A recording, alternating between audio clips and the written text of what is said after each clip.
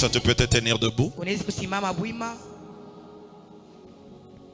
Toi qui n'as pas été là le mardi, c'est une opportunité pour toi d'écouter cette grâce qui vient de loin.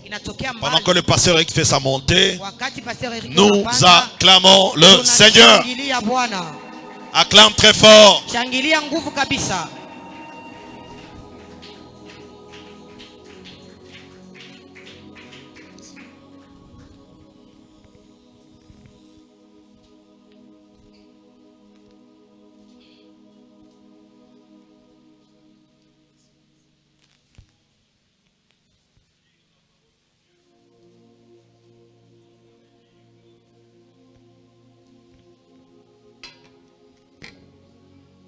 Nous sommes dans le livre de Genèse, chapitre 29e. Nous allons lire les 32e versets jusqu'à 34. Nous lisons au nom de Jésus. Amen. On peut se limiter même à 33 seulement. J'ai lu au nom de Jésus. Amen. Léa devint enceinte et enfanta un fils à qui elle donna le nom de Ruben. Car elle dit, l'Éternel a vu mon humiliation et maintenant mon mari m'aimera. Elle devint encore enceinte et enfanta un fils. Et elle dit, l'Éternel a entendu que je n'étais pas aimé. Et il m'a aussi accordé celui-ci. Et elle lui donna le nom de Siméon, parole du Seigneur. Amen. Nous pouvons reprendre nos places tout en acclamant le Seigneur.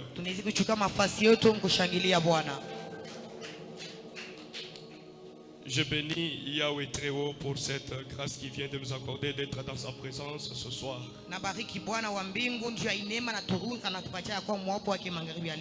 Et je dis merci au Père. Ce n'était pas facile, mais ça prouve combien nous avons de place dans le cœur. Je me sens honoré. Surtout quand je me retrouve au devant de vous. Comme je venais de vous le dire le mardi. Dans la logique des choses, lorsque le Père est là, le Fils n'a pas la parole.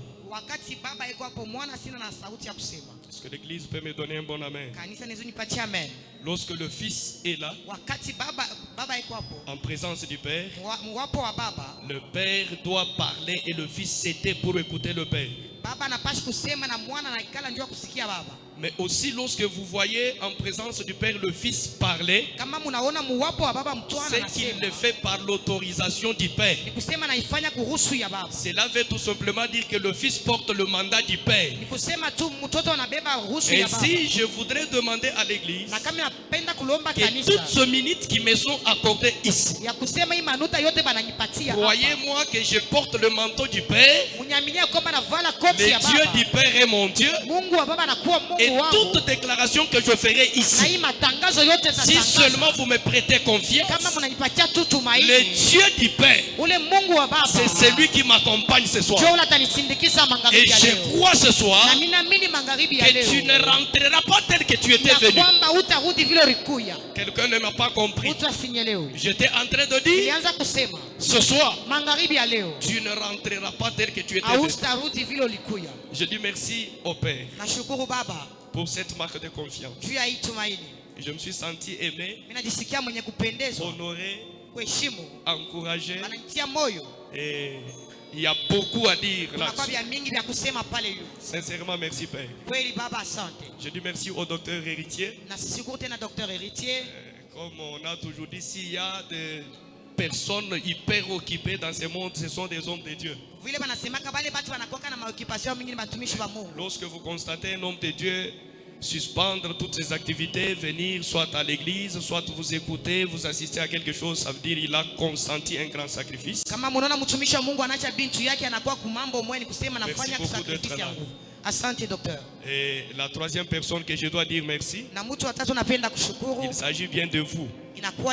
Lorsque vous êtes là, vous nous donnez même la fierté et la quintessence de ce que nous sommes appelés serviteurs de Dieu. Merci beaucoup d'être là et que le Dieu de cette maison vous bénisse. Je disais, soyez bénis au nom de Jésus.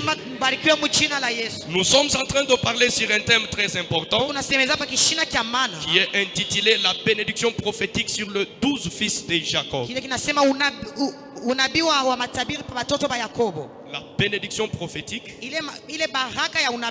sur les 12 fils de Jacob. Alors, vous allez me donner une attention soutenue dans ces quelques minutes. Je dois dire ce que je dois dire. Je pense que le premier jour, je parlais de Ruben. Ruben qui est le premier fils de Jacob. La Bible dit, Léa n'était pas aimée. Léa n'était pas aimé. Parce que selon l'historique, lorsque Jacob est venu dans la maison de Laban, il a trouvé qu'il y avait là 2 filles. Et la première fille de Laban, c'est Léa.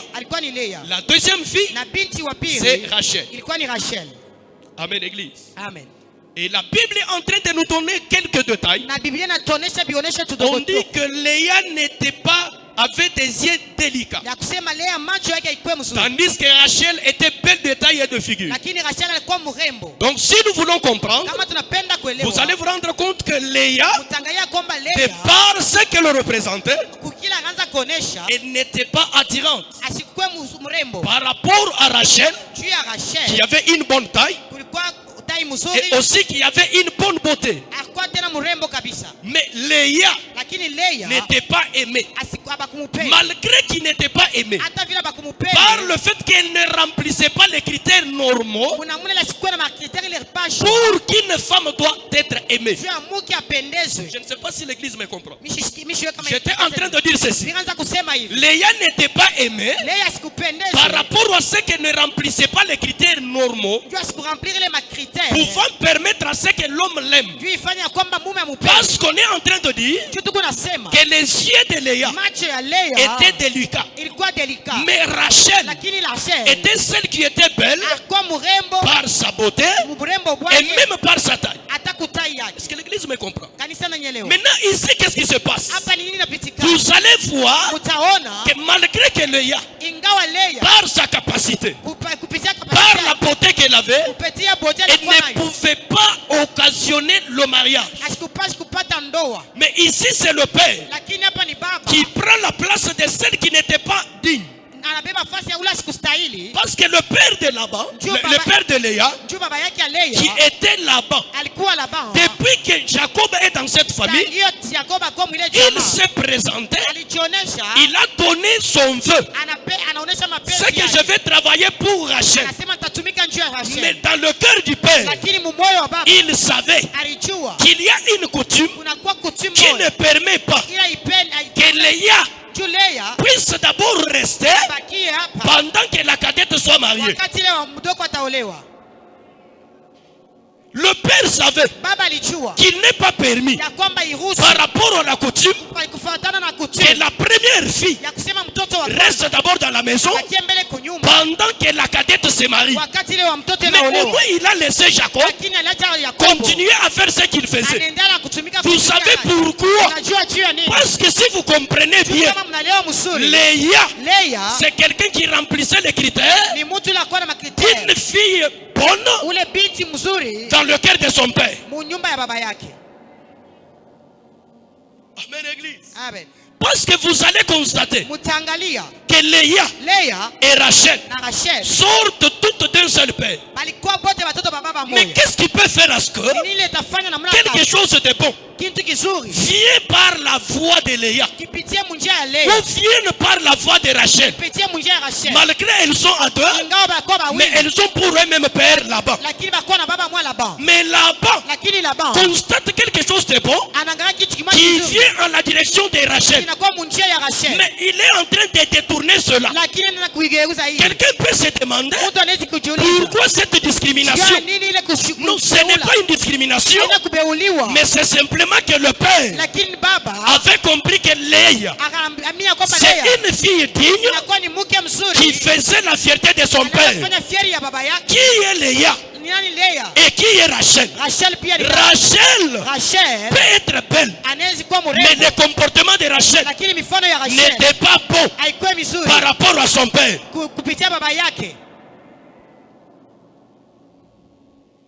Rachel pouvait être belle, pouvait attirer, mais le comportement qu'elle affichait vis-à-vis de son père, ce n'était pas un comportement digne qui pouvait ouvrir le cœur de son père en sa faveur.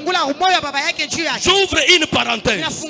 J'aimerais dire à l'église, dans la vie, vous devez comprendre que lorsque vous vivez, il y a des personnes, il y a des gens très très sacrés avec qui on ne se joue pas. Et parmi ces personnes-là, le père font partie. Amen. On peut faire tout, mais on doit avoir la réserve par rapport au père, parce que les pères sont sacrés. Regardez le comportement de Rachel. Rachel était dans la maison de son père. Elle savait ce qui faisait la force de son père, mais ce qui faisait la force de son père, c'est ce que Rachel avait la facilité de toucher. Quelqu'un me donne un amen bien. Vous pouvez jouer avec toutes les choses, mais ne joue pas avec l'alliance de ton père. Mais ne joue pas avec ce qui fait la force de ton père. Parce que là-bas était béni, mais ce n'était pas les richesses qui faisaient sa force. Mais là-bas avait quelque chose. La chose que là-bas détenait, c'était les téraphim. Les téraphim, c'était sa divinité, c'était son alliance, c'est ce qui constituait sa force. Mais Rachel, malgré il était petite, mais elle avait quand même l'audace d'aller jusqu'à toucher ce qui faisait la force de son père. C'est la raison qui a fait que lorsque la bonne chose venait par le canal de Rachel, que le père puisse détourner cela. Il aimait Léa parce qu'il savait que Léa était une bonne personne. Vous devez apprendre à être loyal avec vos pères. Être loyal avec Dieu. Être loyal avec le père biologique. Et être loyal avec le père spirituel. Parce que ce sont des personnes qui sont le canal par lequel Dieu vient nous faire du bien. Est-ce qu'on peut acclamer Jésus? Est-ce qu'on peut acclamer Jésus? Mais vous verrez ici que Laban, c'est un père qui connaissait la coutume. Un père qui connaissait la coutume. Parce que dans la coutume, il dit, il ne nous est pas permis, il n'est pas permis de donner Rachel, qui est la cadette, à la place de Léa. Et ça, je comprends que là-bas, ici, devient l'image du Dieu le Père. Parce que tel que nous sommes, nous avons notre coutume. Et tel que nous sommes, comme nous avons une coutume, nous sommes censés savoir quelle est la coutume que nous devons avoir et comment est-ce que nous devons nous conformer à cela. La Bible dit, il n'est pas bon par rapport à notre coutume de donner Rachel, qui est la cadette, à la place de Léa. Or, qui est Rachel? Rachel, c'est celle qui nous donnera Joseph. Et Léa, c'est celle qui nous donnera Juda. Est-ce que l'église me comprend? Et dans notre coutume, la Bible dit, cherchez premièrement le royaume des cieux et sa justice. Mais d'autres choses vous seront données par-dessus.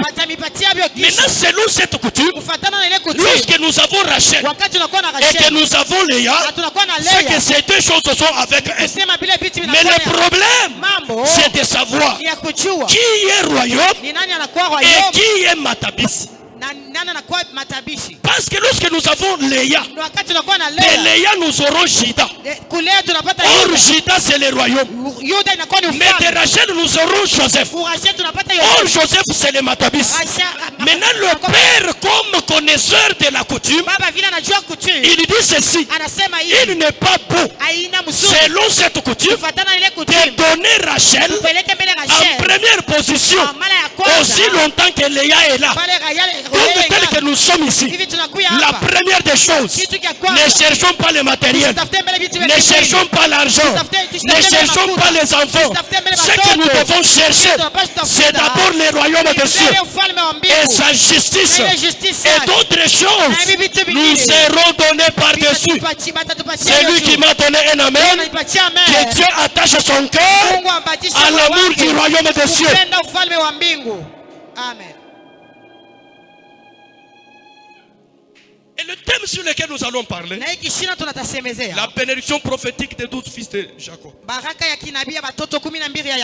La Bible dit, Léa devint enceinte et enfanta un fils. Là, il s'agit du deuxième fils. Le deuxième fils de Léa, il lui dit, on l'appellera Siméon. Siméon, pourquoi il dit? Parce que l'Éternel a entendu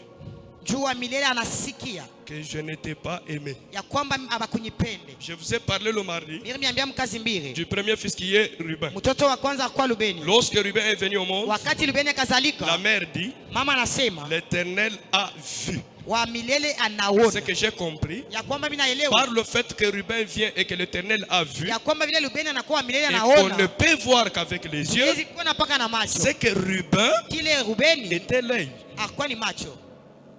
Amen, Église. Amen. Et ce n'est pas de Ruben que nous allons parler. Mais aujourd'hui, nous sommes en train de parler de Siméon. La Bible dit, lorsque Léa tombe enceinte pour la deuxième fois, elle donne naissance au fils qu'il appellera Siméon. Pourquoi Siméon? Elle dit parce que l'Éternel a entendu que je n'étais pas aimé.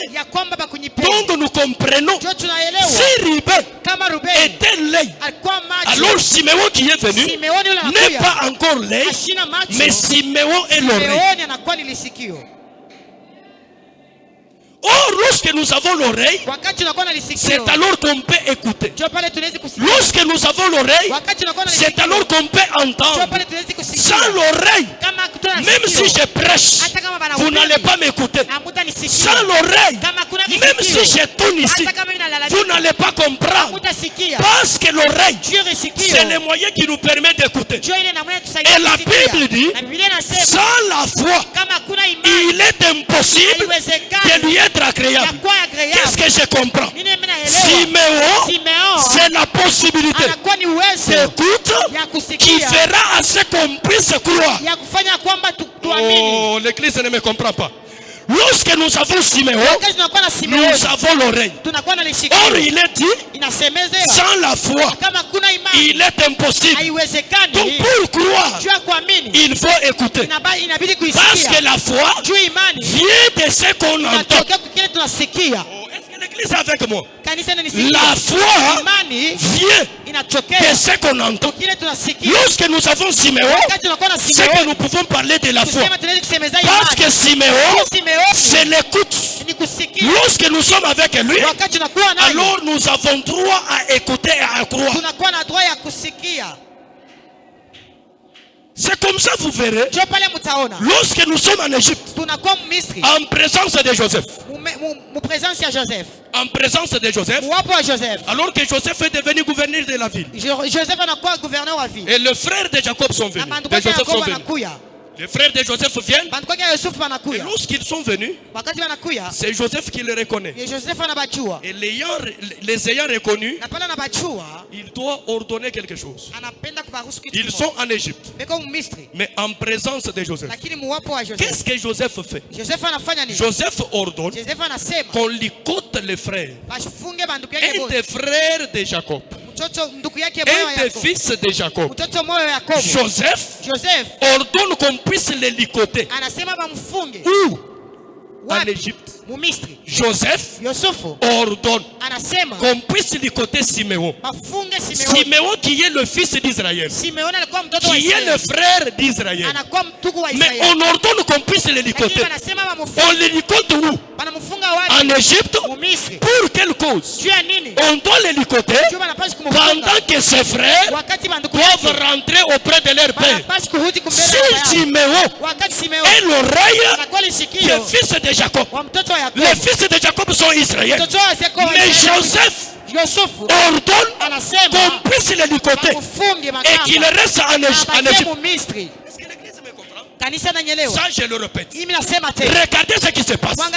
C'est que Joseph, c'est quelqu'un qui a été rejeté par ses frères, n'est-ce pas? Étant rejeté, on les croit par l'Égypte. Et l'Égypte les rend célèbres. Il devient les gouverneurs. Je pense que vous êtes les fils des prophètes. Vous comprenez avec moi que le véritable Joseph refusé par ses frères de Jésus. L'étant refusé, il a été cru par l'Égypte. Parce que l'Égypte c'est la représentation des nations. Mais lorsqu'il est là, ce qui se passe c'est que lui, Joseph, ordonne qu'on puisse licoter Siméon. On les licote où? En Égypte. J'ouvre une parenthèse. C'est ça la période qu'Israël est en train de traverser aujourd'hui. Israël traverse une période où le frère Siméon n'est pas avec eux. Parce que pendant que je vous parle, Siméon est ici. Siméon est en Égypte. L'Égypte qui est la représentation des nations. C'est comme ça qu'Israël aujourd'hui, il ne peut pas croire, il ne peut pas entendre, parce que son oreille avait été licotée. Où? En Égypte. Ce soir, j'aimerais dire à quelqu'un, si tu as cru, si tu entends et que tu as la foi, ce n'est pas tes efforts, ce n'est pas parce qu'on prêche en français, mais c'est parce qu'il y a quelqu'un qui a ordonné que Siméon soit licoté ici. Pendant que tu me donnes la main, je prie et je déclare, à cause de la foi en Jésus, tout ce qui était impossible devient possible au nom de Jésus.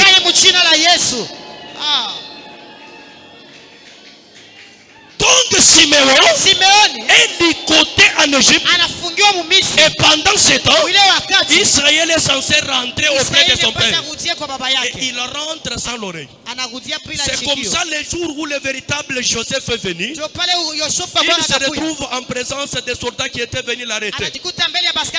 Je suis en train de parler de Jésus. Lorsqu'on vient arrêter Jésus, j'ai vu Pierre sortir une épée et couper l'oreille de Malchus. L'oreille doit d'abord tomber sur toi. L'oreille doit d'abord tomber. Pourquoi l'oreille tombe? C'est pour que la terre bénéficie d'abord l'oreille. Or la terre, c'est l'église.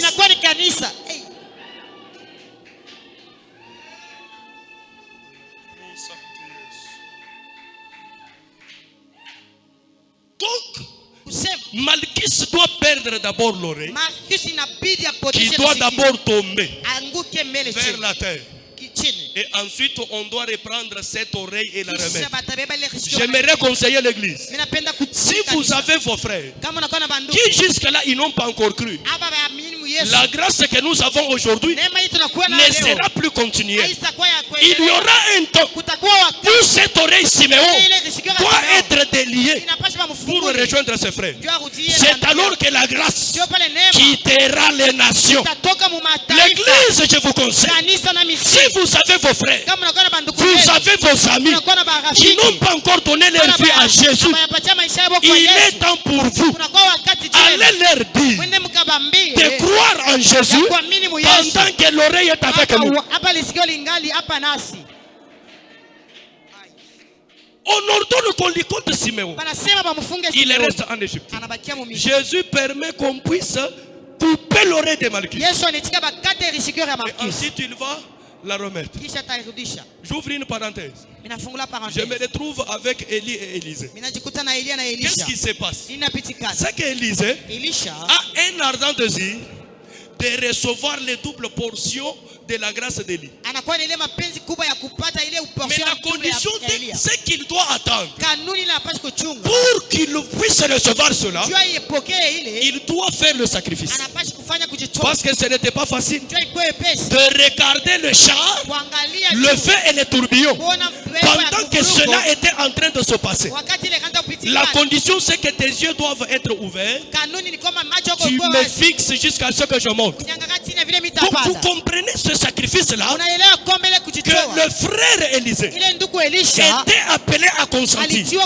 Mais malgré ça, lorsque le manteau tombe, le manteau ne tombe pas directement sur Élisée. Le manteau doit d'abord commencer par toucher la terre. Et c'est ensuite que ça va quitter la terre pour Élisée. Oh, est-ce que l'église me comprend?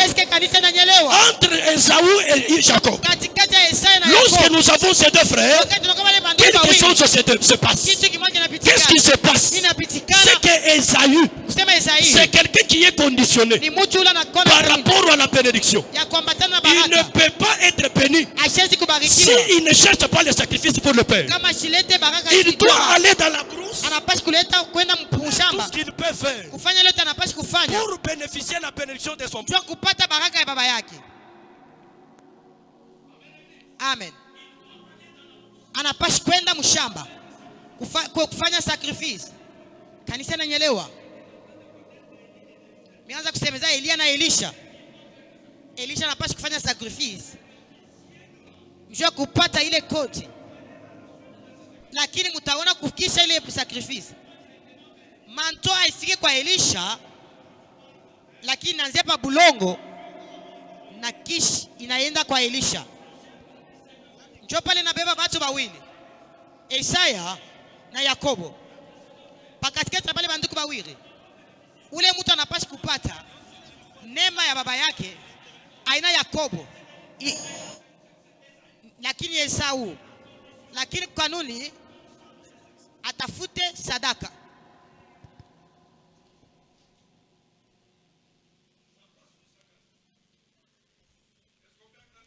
Tunazishangilia Yesu. Merci. Il doit consentir le sacrifice. De la même manière, Élisée consent le sacrifice. Mais pour ne pas bénéficier directement son attente. C'est comme ça que nous avons ces deux frères qui doivent se sacrifier. L'un qui était direct avec son père, il doit se sacrifier pour hériter la bénédiction du père. Il doit aller dans la brousse, chercher les gibiers, les préparer, les ramener au père. Donc c'est au prix de sacrifice que Esaü devait être béni.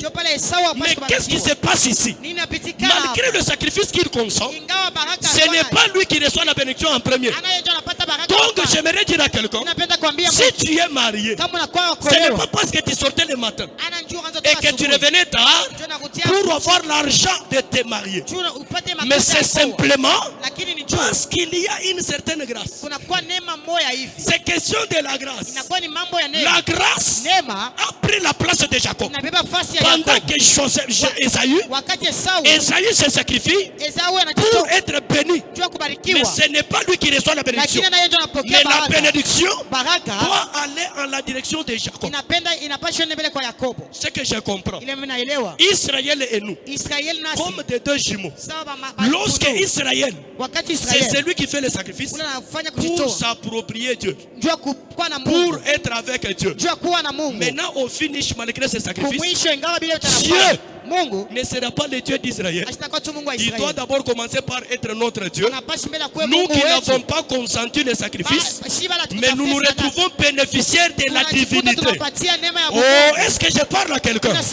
Tu n'as pas cherché Dieu, mais Dieu t'a cherché. Il y a la différence entre la religion et le christianisme. La religion consiste à chercher Dieu, tandis que le christianisme christianisme consiste à Dieu qui commence à quitter le ciel pour chercher l'homme. J'aimerais dire à quelqu'un, si d'autres personnes ont fait les sacrifices pour mériter certaines choses, mais ce soir, tu ne feras pas le sacrifice, mais ce que tu as besoin, les tout puissants de Julien vont te l'accorder gratuitement. Tu me renvoies un amen, que cette prophétie s'attache à toi. Donc ce soir, vous allez constater que Siméon reste en Égypte sans que l'Égypte le réclame. C'est la grâce de Dieu. Donc j'aimerais dire à l'église, peu importe les sacrifices, les difficultés de ta famille, moi, je suis venu t'annoncer les dieux de grâce. Je suis venu t'annoncer les dieux de grâce. Lorsqu'il y a la grâce, il y a l'effort de Dieu dans la faiblesse de l'homme. Je me répète, qui dit la grâce voit l'effort de Dieu dans la faiblesse de l'homme. Ma main droite levée, je déclare, là où tu n'étais pas capable de faire quoi que ce soit, je prie que le Dieu de Julien te prenne de quelque part pour te donner une place que ta famille n'a jamais héritée depuis des générations. Lorsqu'on parle de la grâce, nous pouvons aussi parler de la loi. C'est que là où il y a la loi, nous devons parler de la grâce. Et s'il y a la grâce, c'est que la loi a existé. Et écoutez, Église, c'est que si je te prêche ce soir, je dois te parler pas de Moïse, mais je te parle de Jésus.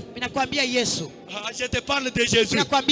Parce que Moïse, il a apporté la loi. Mais celui que je te prêche, il a apporté la grâce. Oh, quelqu'un ne me comprend pas. Moïse lui-même est en train de dire, l'Éternel vous suscitera un prophète comme moi. Vous l'écouterez. Maintenant écoutez.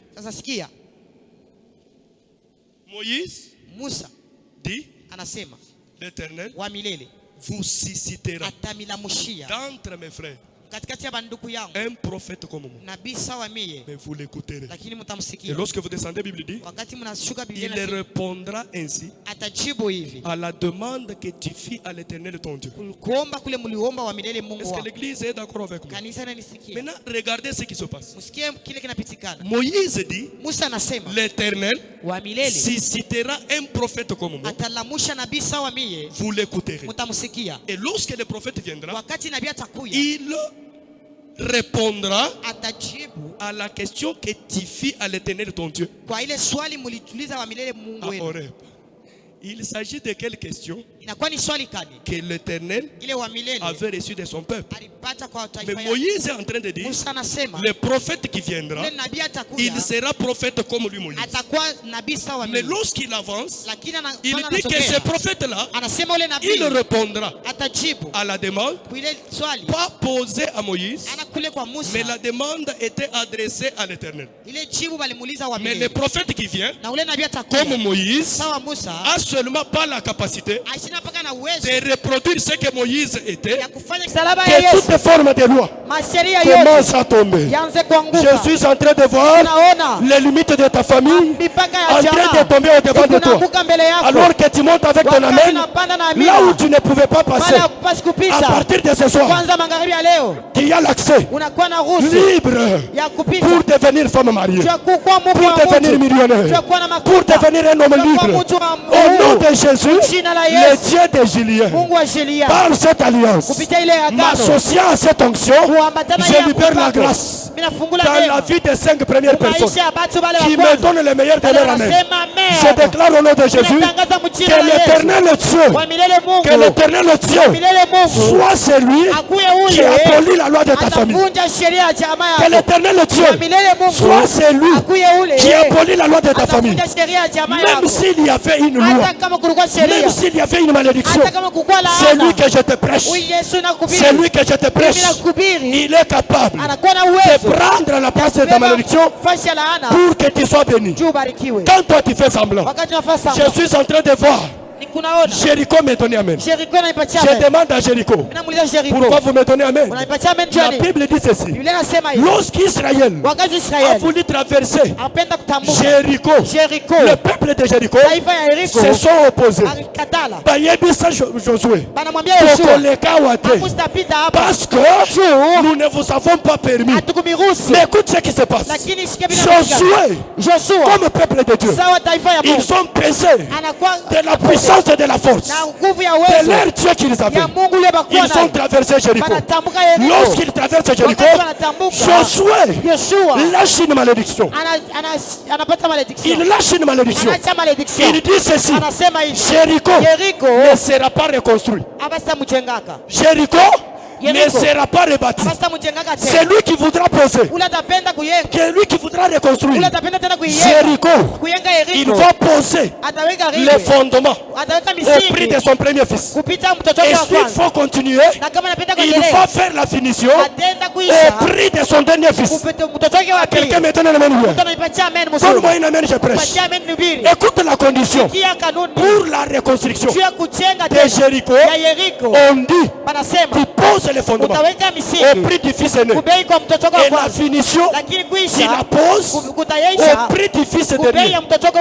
Écoutez, c'est que la condition exige le premier et le dernier. Mais écoute un jour, il y a quelqu'un qui remplissait toutes les conditions, qui s'appelle Alpha, qui s'appelle Oméga. Il vient pour passer en Jéricho. Il y a un aveugle qui lui dit: Père, Jésus, aie pitié de moi. Pourquoi aie pitié de moi? Parce que nous, Jéricho, nous sommes sous la malédiction. Mais la condition, c'est que celui qui veut reconstruire doit poser les fondements au prix du premier fils. Et il doit faire la finition au prix du dernier fils. Donc cet homme-là avait compris que la personne qui remplit les critères normaux pour la reconstruction de Jéricho, c'était la personne de Jésus. Parce que Jésus était lui-même le premier et Jésus était lui-même le dernier. Ce soir, pour ton mariage, pour ta santé, pour ton financement, ça ne demande pas qu'on te lave par le féticheur. Mais il y a un seul qui remplit toutes les critères. C'est le tout-puissant de Julien. C'est Jésus-Christ de Julien. Jésus que je te prêche, c'est lui qui remplit tous les critères. Pour ta santé, reçois Jésus. Pour ton mariage, reçois Jésus. Pour ton élévation, reçois Jésus. Il n'y a pas de secret. Il n'y a pas de secret. Ni par rapport au business. En dehors de Jésus. Il n'y a pas de secret. Ni par rapport à l'élévation. En dehors de Jésus. Si tu as Jésus, tu as le commencement, tu as la fin. Et lui-même, il s'appelle Emmanuel. Si tu commences avec lui, il sera avec toi. Et comme il sera avec toi, il finira avec toi. Ce soir, je suis venu te montrer la personne de Jésus. La personne de Jésus qui peut nous donner Siméon pour que nous puissions avoir le succès. Parce que si on n'a pas Siméon, on n'aura pas Lévi. Lévi, c'est l'attachement. Pour être attaché, il faut d'abord écouter.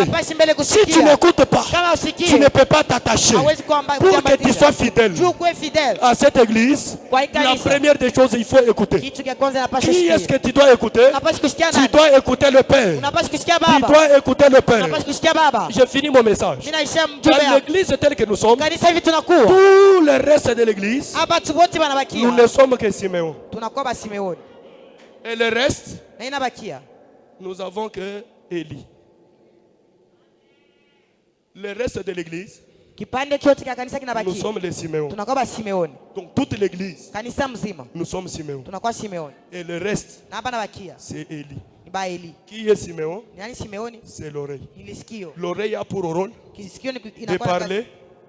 de parler dans l'église.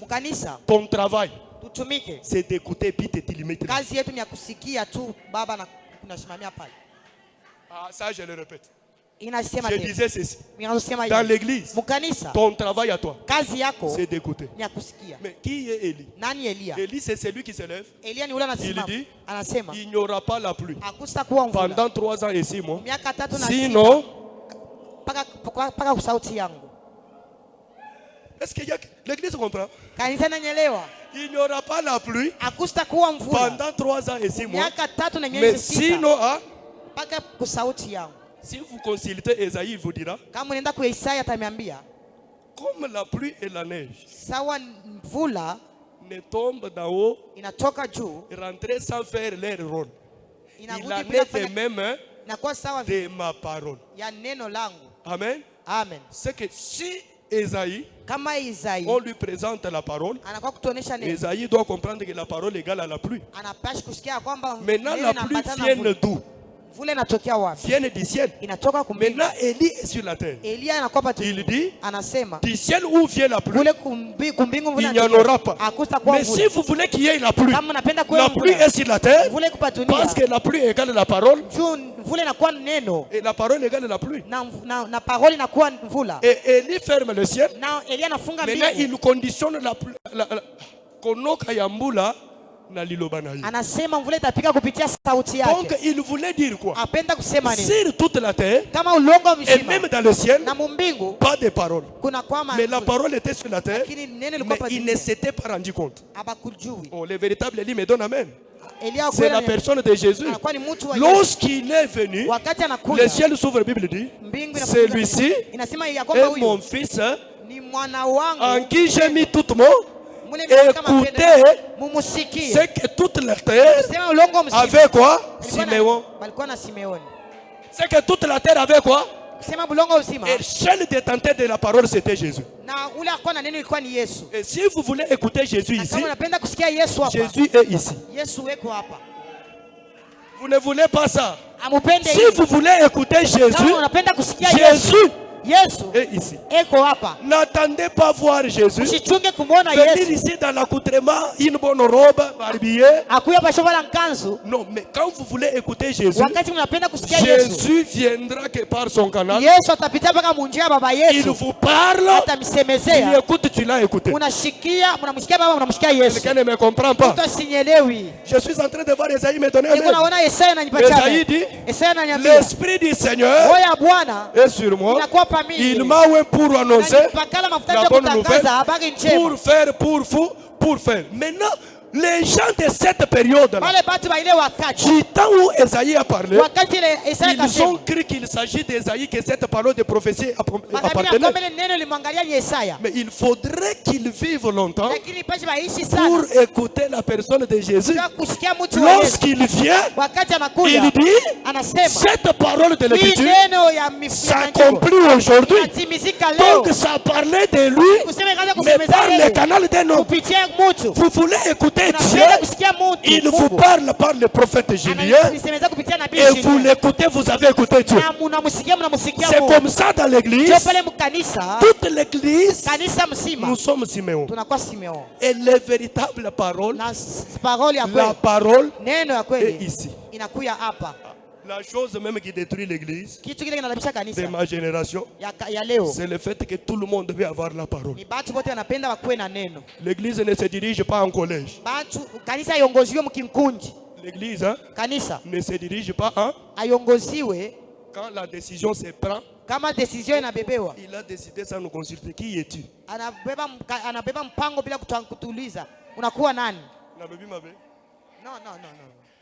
Je sais que c'est chez nous, je reviendrai toujours. Qui es-tu pour être consulté? Il y a des décisions qui doivent se prendre sans même que tu sois au courant. Et vous savez, un fils qu'on aime, on le traite durement.